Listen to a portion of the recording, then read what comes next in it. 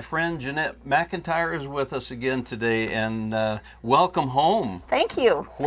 You've been away on cruise after cruise. I don't know, what a life. Where was the most recent cruise? It was out of Long Beach, and we went to Catalina in the beautiful Ensenada, Mexico. Oh gosh, that's probably even prettier than Oahe Dam, isn't it? Close. Okay. Close.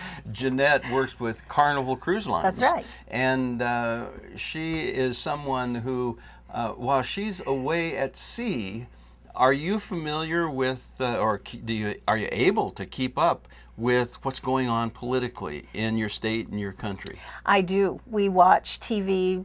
Certainly, we watch CNN. Unfortunately, we don't get Fox on board, but we do watch CNN, and of course, I read the Rapid City Journal as well, and keep on top of things on Yahoo and Facebook and everywhere else. So we keep on top of what's going on. Well, then you're familiar with some of what's going on politically, and I'm interested in your perspective because for those of you who might not know, Janette McIntyre has some keen political interest, and she's run for office. She's served in a variety of capacities in different management positions, and someone who understands what makes things happen.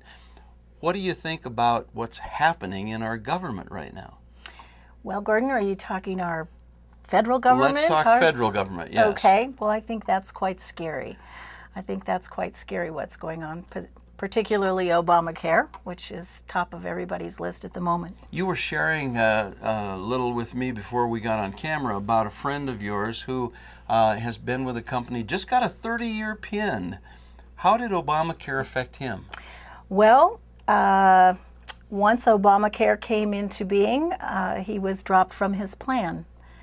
Of course, he has some issues, as we all do as we get a little bit older, and it's going to be a very difficult fix to replace the insurance that he had.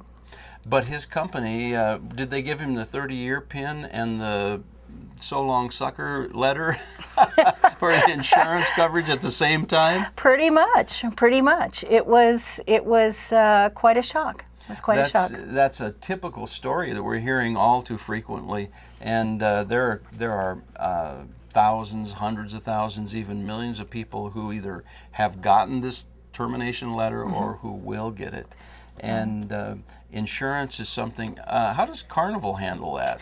Well, that's quite an interesting setup that they have. Our insurance is covered, or we have medical coverage when we're on the ship. When we're off the ship, we actually have to purchase health insurance, unless we have insurance, as I do through my husband's company, which may also be interesting because since he's retired, whether or not we'll get to keep that is also going to be questionable.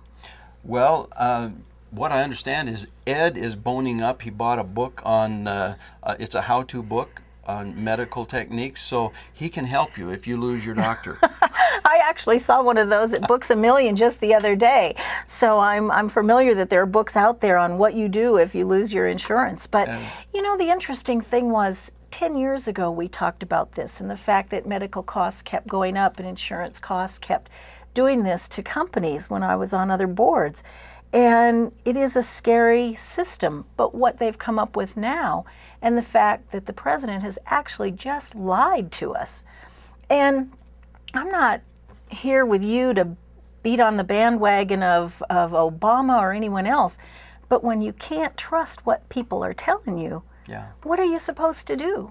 Well, unfortunately, in America, when someone makes promises to you and they happen to be occupying the Oval Office, what you have to do is simply put on your shoes and follow marching orders. You go where you're told, you do what you're told. Right. Apparently, that's the new order of the day. And the sad part is, those who stand up, or those who want to just have common sense solutions, like in this case, let people group together and buy across state lines, or get some kind of tort reform into the system of health coverage, that makes you a radical. And there's something wrong with common sense becoming the radical position.